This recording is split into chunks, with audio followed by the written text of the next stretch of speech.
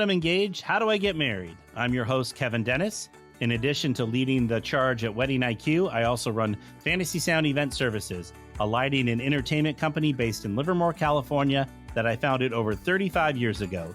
Each week on this podcast, we'll explore a new corner of the wedding planning so you can prepare for your I-dos without the stress. From budgeting to booking vendors to day of drama, let's talk smart wedding planning.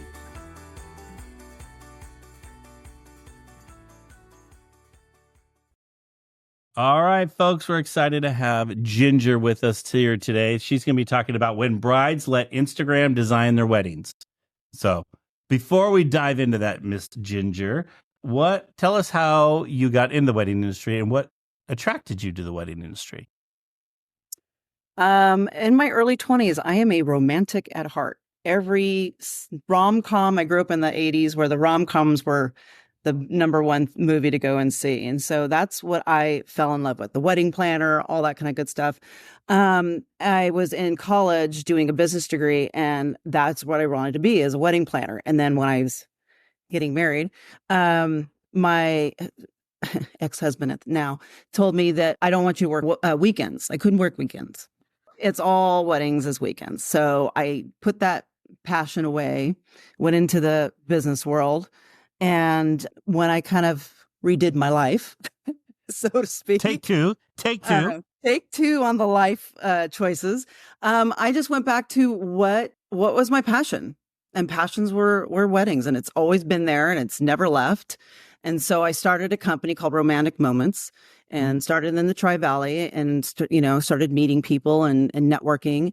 And this crazy woman who owned the Flower House, Alexis Asby, love her to death, but she's crazy. And we had a client together and she and I connected and she says, hey, do you have any time or know anybody that would do some admin work for me? And I was like, I'm just getting my business going. Yes, I'd love it. I'd be in front of brides and learn more about this, and never picked up a flower, never looked at a flower, never cared about a flower before. And so I started in May of Memorial Weekend of 2005. And with a few weddings and a lot of drinks, I owned it in October of 2005. Oh, wow. That's amazing. It was a really fast, the universe was like, here's where you're going to be. This is what you're going to do. And this is how you're going to take off. I didn't know anything. I didn't know how to do anything. And she helped me find the building that I'm in now. And she basically just said, sink or swim. And I went, okay. So no guidance. No, this is how you do it. This is how you make things. It was just figure it out.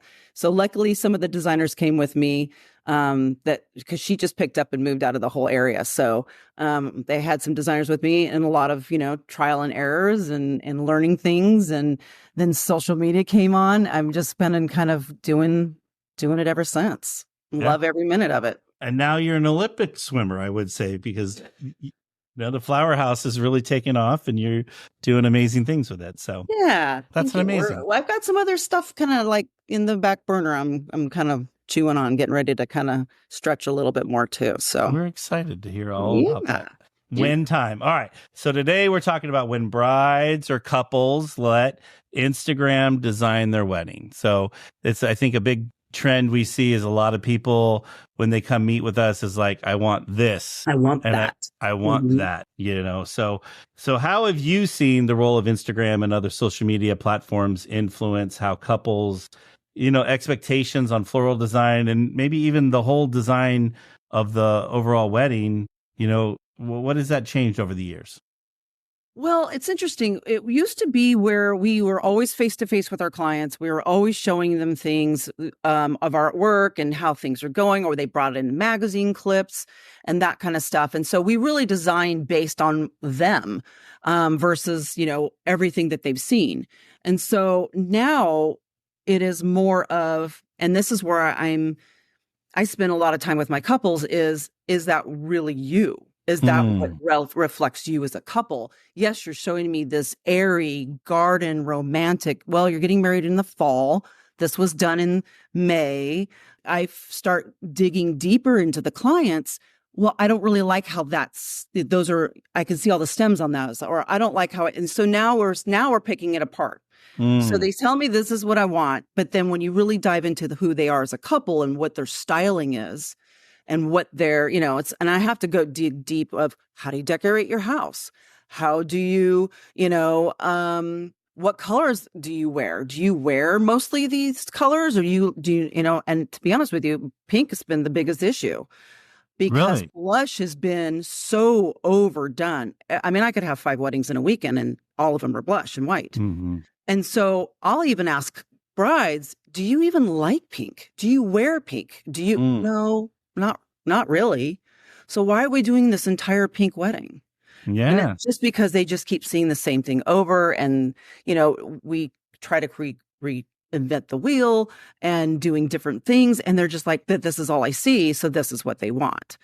And then the expectations of, well, that was an LA, $500,000 wedding. And you're telling me your budget's $2,500. Yeah.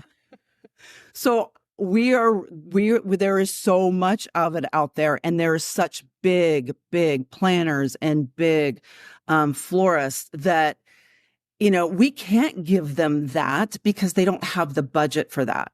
Can we do it? Yes. But then their expectations, then you're dropping $50,000 in flowers. Mm-hmm. And for most people, that's just, unheard of. So then they walk away with, but I'm not getting it. Yeah. We've been really challenged with. So then are you able to find a happy medium, or how do you get to that point? Yeah. So what we start talking about is like, okay, let's design something the same. Let's figure out your style. Are you that traditional control person? Because that'll be another thing. Oh, they see this airy, big, huge bouquets. And then in reality, and you start putting things side by side, they're like, oh, I really like the round better. Mm-hmm. So then I just try to say, okay, we see what that inspiration is, but let's figure out what your real style is. And then we will design off of that. So there's inspirations, but it's really coming down to what feels good. And a lot of our brides, especially in the tech industry, we're analytical. We're overthinkers. We chew on it. And is it supposed to be this way? Where in reality, they have to stop thinking about it and start feeling it. Because the wedding is something you feel when you walk into the space. It's like, do you want this wow moment, or do you want it to be classic, or do you want it to be like colors screaming at you? Do you want trees all over the place? So how do we want it to feel for you and your guests when you walk in versus I'm copying this picture on Instagram? Now, do you find, do you see the same photo over and over again when you're going through the designing process? Yes. And that's amazing. Yeah. So, same photo. It's just it's a trend, just like anything else. They get on a trend and we just kind of, my whole thing is no wedding is exactly the same. So when you start thinking that every single wedding is the same, that's when you're going to get into trouble. So I'm always like, let's tweak it. Let's figure this out. What's going to make it, one, budget friendly for you and you're, being respectful of budgets. And two, let's really zone in and make sure that it's really you and your partner to be. Yeah. So what about when a movie or a TV show or celebrity wedding, hits Instagram? What does that happen to you with your couples and when you're designing? I'll get lots of emails. Okay. Will you really? Oh, I love this bouquet. I want this bouquet. You're like, okay, well especially when Kate Middleton got married. Okay, well that bouquet was over $1,000. Yeah, but it was only this big. But they're like, oh, I just want this petite bouquet. I'm like, well, yeah, you're almost 15 grand in these little tiny flowers. So so yes, we do get a lot of. I'm changing mine because I saw this. So I get a lot of that.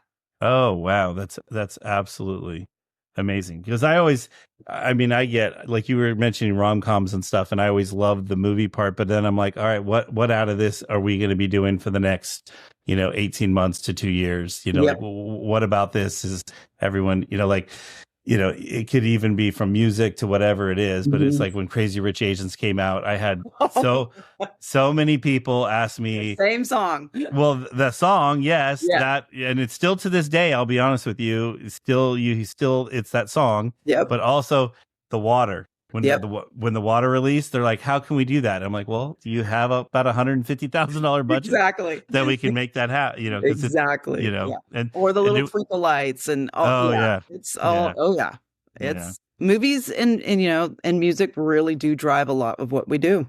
Yeah. So how would you suggest us wedding professionals handle couples, being on set, like to recreate the design they find on Instagram? Like what's the kind of process we could take in doing that? Well, I mean, clear expectations. That's the first thing. Are you expecting it to look like this? Okay. Mm-hmm. And say, okay, well, Beyonce's wedding, I mean, their flowers were like $200,000. Mm-hmm. So maybe we take, smaller we can keep the style, but make smaller versions of that. And so especially like chandelier, like Bridgerton, right? Chandeliers are galore. Well, that all adds up because it's all that labor. And so it's like, okay, well, we can't do 15 crystal chandeliers. Let's do 5 over the dance floor. Mm-hmm. And so it's never telling a client, no, you can't have it, but it's also giving them a little bit of that styling and that dreaminess that they really want, and just maybe pocket it in a smaller scale. Oh, that makes sense. So if I'm a new client coming to meet with you, I have all these photos. Do you want to see them before we start the design process? Do we start looking at stuff during the design process? Like, take me through that. So my process is this now. I do everything on Zoom just because I give a little bit more time for people with after hours or mornings and lunch hours. It's better now, and obviously keeping everybody safe of, a whole bunch of people coming into the space. Mm-hmm. But what I'll do is I have a very detailed questionnaire of everything that they're basically wanting. Things that they're like, I didn't even think about I needed something on the welcome sign, or I didn't know I needed cocktail. And so I give them they need to fill out the questionnaire. And then I ask for photos or Pinterest link or something of what is inspiring you? What are you liking? And so then what I do is, okay, so I've noticed on your Pinterest, there's nothing similar. That's always my favorite. You have nothing, everything's all over the board. So then it's like, okay, let's zero in. And honestly, I will start with the bridal bouquet first. That tells me the story for the rest of the event. So really? So her bouquet tells me what the whole event's going to be after that. So I can say, okay, is it round and controlled? Okay, we're going clean and classic. Is it more oblong shape? So we want a little more garden. Okay, no, I want to. So then it's like, okay, well, you want it garden. Okay, so do you want the stems to be seen? So is it more of an airy layer, or is this a controlled lush layer? And then it's more of like almost like an eye test where it's like A or B, then B or C. And then by doing that and breaking it down, then I know what their style is. And then I know where we're going with the styling with the rest of everything else. I break it down. Yeah, no. And the questionnaire probably helps you get to the point. I distinctly remember I had a bride come to me once and was like, I want a pink wedding. And everything she showed me was purple. Yeah. And it, like a lavendery purple. And I'm just finally I looked at her and I'm like, are you sure you want everything? And I'm like, I have not seen anything pink you showed me. And then the bride's mom goes, I told you. And then it started this whole thing. I'm like, oh, wait. I didn't mean to start, a war between the two of you. But then, it just made me laugh because it's like, I feel, to what we're talking about. It's like they see something and that's what I want, but that's not really what they want. It seems like you do a really good job of breaking it down, to try to find it. I do, yeah. And then the other challenge is photographers use their filters and change the colors. Yes. So I'll get this ethereal, it's all pure white. I'm like, well, that's not how it really looks. Mm-hmm. So white flowers, there is no true white flower. So everything, if you put a white flower on a white linen, then my flowers tend to look a little yellow and dingy. but the Mm-hmm. photographer has to come in and then put the filter and blast it out and overexpose it so everything looks super, super white. So it's a lot of it's just educating them about, what it's really going to look like. And are you sure that this is the styling that you want, or this is the palette that you're talking about? Because that's not pink, it's purple.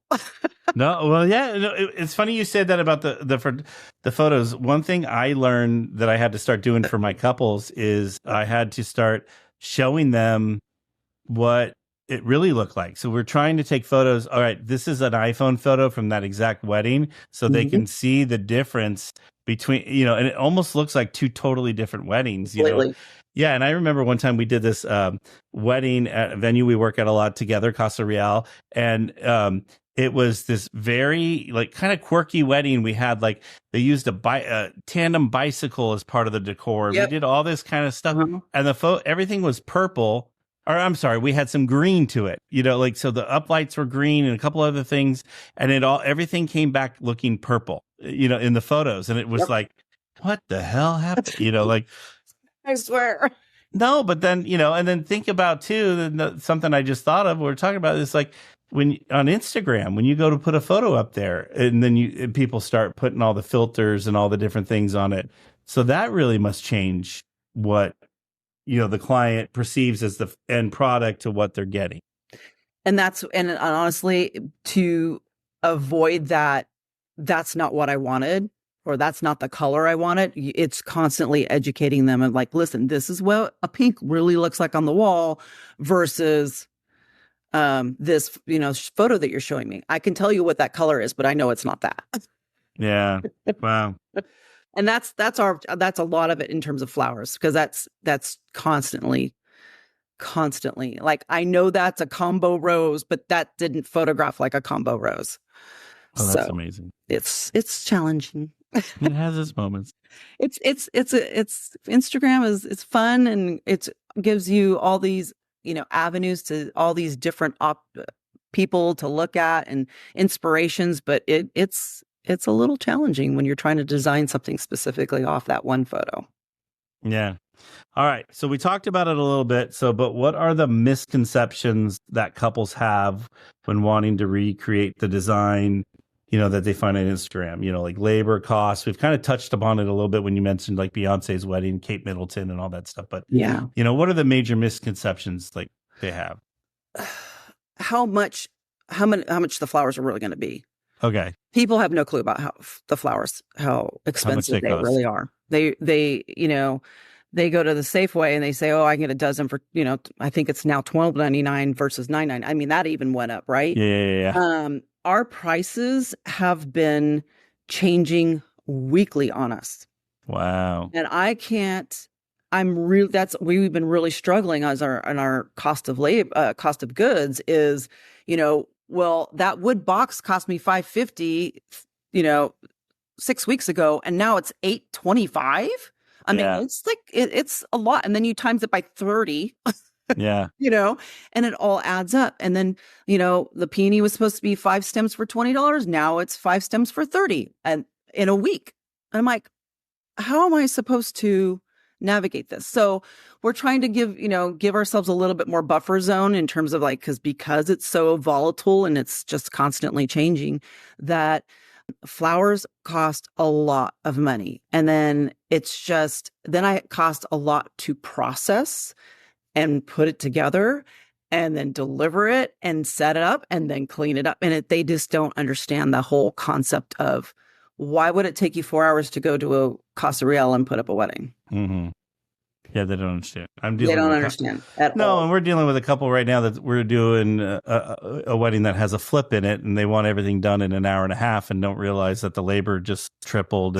Yep. Yeah, and we're having to now bring in additional lifts and other things to make it happen, because we priced it out based on, we had access at 8:00 in the morning and the wedding was going to start at 4, so we had all day to get it up, and now we don't, we have an hour and a half. So yeah, it's very interesting. So it's, and cost of labor just alone, it's just been, it's through the volatile. Roof. It's through the roof. Or if you can even get anybody, but when you can, they want everything. Well, 100%. All right. So how is we as an industry, how do we educate, our couples on Instagram versus reality of the planning of the wedding? Like, what, do you touch on that in your questionnaire before you go, or, like what are kind of some of the steps we could take? During my consultation, I actually do go review a lot of this stuff. Like, hey, if you want an all white wedding, this is what it's really going to look like. Instagram photo versus a professional photo. So I will go through that and I will give them suggestions. This is what I would suggest, especially like the linens. That is the number one thing. It's the biggest thing in the entire wedding. People don't get it. They go to default. Oh, it's an ivory linen. It's or whatever. It's fine. It's kind of like, you want this gorgeous flower arrangement or you want this gorgeous designer dress, but then you put on these ugly shoes with it. And so I'm always like, this is how you're going to get it. This is how it can be. And so this is how I'm always going back and forth of saying, hey, this is where that white and blush centerpiece is sitting on that ivory linen. Look how kind of dingy it looks. Now here it is with a hunter green linen, and look how crisp and white my flowers are. So it's educating people. I think that's part of my biggest job, is just to kind of show them we've got one chance to do this. So I'm going to give them all the information so that they can make those choices respectfully, based on their budget and all that other stuff. But for the smallest amount of money, changing linens will make my flowers look absolutely freaking amazing. I was just going to say, like, the linens are almost like the canvas, like, for the painter. Like, if you can, and sometimes too, you don't have to go with just upgrade the color, like just more of a simple poly, but in a better color. Would go a long way than sticking with the ivory, that comes, and that's where I think too is where a lot of the weddings start looking the same, like, because they're not spending the time and really going on it. And I always tell them too, is like, you can even take the, do the standard linen on all the tables, but then jazz up the sweetheart table, the cake table, any other thing that might be, going photograph. It's small amount of money to make the biggest impact in that whole space, and change it so it's not like every other wedding that's showcased at there. That space. Because they all offer that same standard linen, and that goes a long way. Especially if everyone's doing white and blush.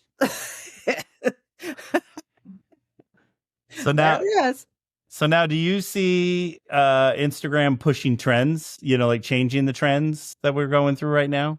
Oh, yeah. You could definitely see the Bridgerton really kind of set a lot of stuff off. Very colorful, very linear florals, very large scaled florals. That's been driving lately. So that's been kind of interesting. They're still it's funny. I'll get a lot of like, I had a couple, in fact, you and I had a lesbian couple that got married in Nelaterra, and they came into me and they're like, well, it's a fall wedding. We want, I want quicksand and a tan rose and burgundies, and I want all these, fall leaves. And I'm like, okay. They wanted a sample, made it in March. Okay. Kind of hard to do. And they absolutely freaking hated it. No. Like hated was very like, oh my God. So I'm like, it's exactly like the inspiration they sent me. Like to the T. Like, I'm like, the planner and I are like, what happened? So finally I do my thing with them, because I didn't get to do it because it was more of a, this is the planner makes everything, all the, this is what they want, and just do it. And I'm like, okay. So I finally talked to them. They don't like color. I don't like color. Their house is white and neutral. Their clothes are white and neutral. They don't like color. So I change it, and, everything's. And they're happy. And they're super happy. So it's really you've got to stay true to who you are. That's the number one thing. In terms of the trends, they will date you eventually. So just stay true to who you are, and you'll love your wedding forever. Are there any trends that you wish that would go away that you're seeing? Blush pink right now. Yeah. Kind of over the blush pink. The trends. I'm not a big fan of the airy stems the Okay. ikebana and all this, like lots of STEMmy stuff. I'd rather Yeah. I really like to appreciate the bloom more than I do the stem. Okay. So that part, and it's harder to design that way too. So that's the trend I kind of wish would kind of go away a little bit, but Mhm. we'll make sure we'll do it if you love it. But it's funny, 9 times out of 10 that nobody loves the stem. Oh, When you yeah. break it down, when you really break it down, you're like, do you like all this air in between? And do you like this one stem that's just sticking out? Again, tech industry that we focus a lot on, they're kind of control people. Mm-hmm. And they don't like all that abstract, let me hang over to the side. So I by doing that, I can kind of get away from a lot of that. Yeah. How funny. All right. So I am a couple getting married. What advice do you have for me? When like before I even call you, like what advice would you have after I called you, like through the process? Help me hire Ginger. Like what would be the kind of what homework do they need to do beforehand? What should we be doing through the process? All the way through. Like, let's help our couples hire Ginger. Okay, so the first thing is to actually book your venue. Yeah, I've been getting some calls. I'm like, oh, I haven't even booked. I'm like, hey, we had a few. Yeah, we had a few lately that didn't even have a date, and I'm like, I can't even put you in my system without a date. Exactly. Yeah. Okay. So definitely have your venue, have your budget, have your guest count. Mm-hmm. That's going to determine a lot of what you can and can't do. If you have 100 people and your floral budget's 10 grand, then we know we can go big. If you have 250 people, or 300 people and you have a $10,000 budget, then you're going to still have some nice things, but it's not going to be as, grandiose as some of the other, some with a smaller guest count. So it's knowing those three things. That's the main thing. Your venue always has a preferred vendor list. Mm-hmm. And, I've been very blessed to be in a lot of those lists, which is great. So trust the people there. You don't have to recreate the wheel. It works. And I would, if you love the Instagram page and if you love your website, then I would definitely, then contact us. Then we set up that questionnaire and then we start digging in. And once I do that, I will create a very intimate and visual proposal. So you'll have your photos in there. You will have your itemized pricing will be all in there. Your payment structure is all in there. Your timeline when everything happens is in there. And then I always tell my couple, you can change anything you want to up until 21 days before the event. So if you don't know the answer at this moment, you can still, make changes all the way up until that time frame. The thing is, usually the styling does not change. Once I figure the styling out and I put those photos in there to reflect that styling and those color palettes, usually people are pretty like, okay, now I know what I'm doing. But if they don't have their dresses and then mom gets in the ear and they think they have to add this and this, that's when we'll start updating and stuff. There's very rare, I have to do multiple meetings with a client because they don't know what they want. But that's pretty much it. Well, and then you brought up mom, like how much outside influence do you think couples today are having from, parents, maid of honor, best man, bridal couple, whatever, like what kind of outside influence they're coming to you with? There are a lot of moms involved. Okay. I've had some mother-in-law, which tend to be, this is what I'm paying for versus what she wants. Mm-hmm. So I've had a few of those of who do we keep happy? Yeah. Yeah. It's more of like, what I will do is I will always call the bride and go, listen, you guys are not quite on the same page. Help me help you. So, what do we really want to do here? And she's, so I try to do that and be that advocate for the bride. Obviously, mother-in-law is paying for it and I want to respect her too, but it's like, we really want to make sure that the couple are happy with what they have. Well, but moms are involved a lot. I felt like we went through a trend where moms weren't that involved, but all of a sudden they're back. They're back. So we did. You're absolutely right. We went with, I never met with a mom. And then all of a sudden now moms are on all the Zoom calls. Mm-hmm. They're chiming in, And, with facial expressions that they don't like. Yeah. You're like, oh, I don't like that. You're like, yeah. Okay. Yeah. No offense taken. Maybe not. Or maybe we are offense taken. I have feelings too. Sometimes they don't realize that. So, all right. Good stuff. All right. So now take us through. We made it there on the wedding day. What should a bride worry about on the wedding day working with the florist? Working with the florist. Well, obviously they are showing, timing. Timing is everything. So the venue will let us in at a certain time, but if you're going to a hotel first, so all those logistics, and I want to know those logistics before a day before the wedding. Mm-hmm. So if you're doing your hotel and your first look and all that kind of stuff, then, that's fine. We can always deliver those things there. But my whole, flowers, especially in the heat here in the Tri-Valley, when it's 100 degrees and we're moving flowers in and out of vans and it's going into hotel rooms and it's going from the hotel and they're outside in the sun and then they come, they're out of water and they're only going to look great for so long. They can only take so much abuse. Yeah. And bridesmaids, man, they're rough on bouquets. They're out there swinging them along, and you're like, oh, okay. I always recommend, have your stuff delivered to the venue. The less it's moved, the less it's forgotten, the less it's, abused and bruised, especially if we're doing whites and blush pinks, which tends to bruise more than any other colors. So, it's always better to have them there. So it's nice that they're all there ready to go right when you walk in, you get your dress on. It's just there. It's done. You don't have to worry about it. I just did a wedding up in Santa Rosa. Everything went to the hotel. And then she was responsible for bringing the rest of the boutonnieres and corsages to the venue. She forgot. There was a few things she forgot, but I was the one getting yelled at. Yeah, of course. So I'm like, okay, no problem. So we, whipped up a few things real fast as much as we can. But that's a lot of times that will happen, is that there's a lot of emotions, a lot of stress of getting out the door. Things get forgotten. So I always say, the best thing to do is have your stuff delivered to the venue.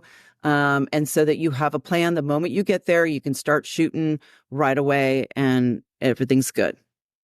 Yeah, that's amazing. All right. So before we wrap up, I have some questions for you. But before we do that, what are just any advice you want to give couples when it comes to design, working with a florist, anything you want to leave them with? Sure. The main thing, again, get out of your head. Feel it. What is your gut telling you? What does your gut say? Don't overthink every single thing because you'll drive yourself insane. The 3:00, Pinterest searching in the morning, you're just like, what am I going to pick?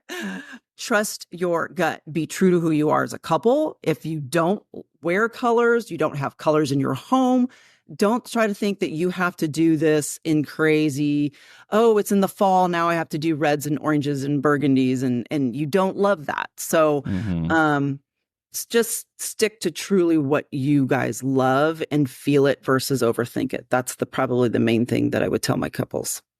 That's amazing. Well, and I'm sure, and something we didn't even touch on is like time of year, because you mentioned falls and the colors and all that, but time of year probably dictates what flowers you can use. So when they're seeing photos in the pictures, that may not be the time of year that they're getting married. Therefore, those flowers are probably not available.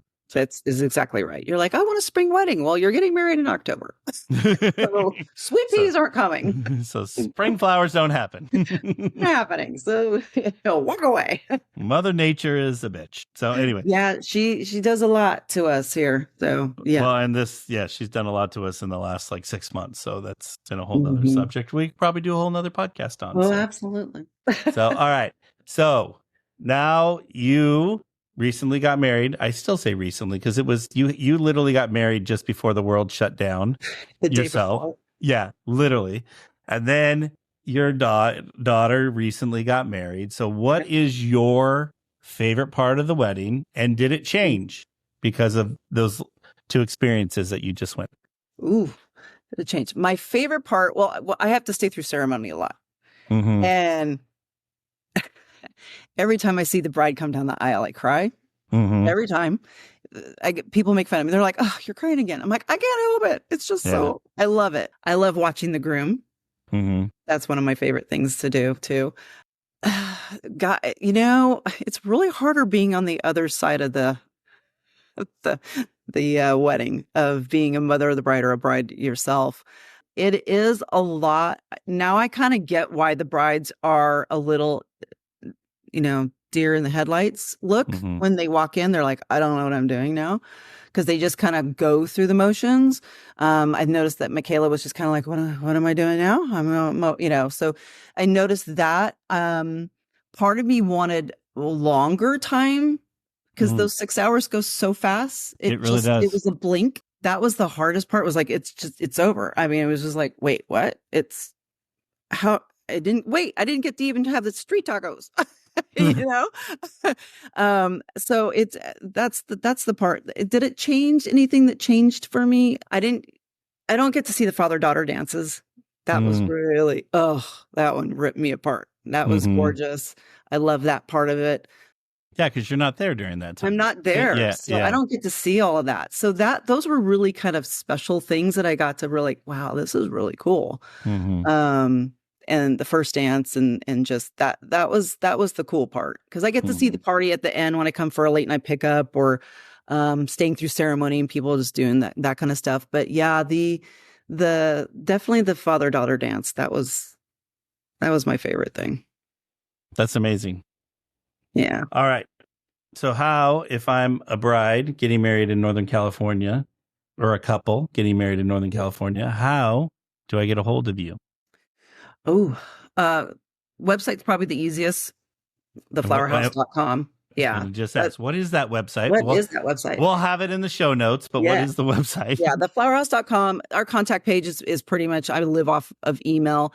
The Instagram, a lot of brides like to do the DM through the Instagram. That gets really lost.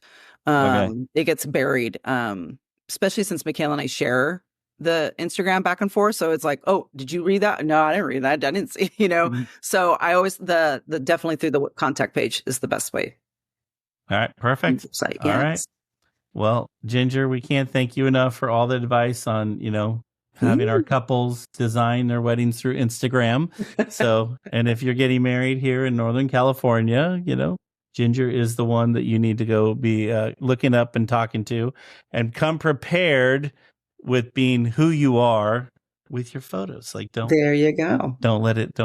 Thank you. So, well, I can't thank you enough for being on, a guest on Now That I'm Engaged, How Do I Get Married? So hopefully we've helped some couples today get ready for that next step. So thank you so much, Jinger. Very cool. Of course. Thank you. All right. To our listeners, thank you for tuning in to another episode of Now That I'm Engaged, How Do I Get Married podcast, brought to you by Fantasy Sound Event Services. I hope you've enjoyed listening to this episode. Please get in touch with me if you have a topic you would like us to cover, or if you are struggling with your wedding planning. Please be sure to submit a question at podcast@fantasysound.com. I encourage you to check out our other episodes on Apple, Spotify, or wherever you listen to your podcast. And if you're a fan, we'd love if you would subscribe to the podcast and leave a review. It helps others find our podcast so they can learn from our guests too. And to everyone listening, happy wedding planning.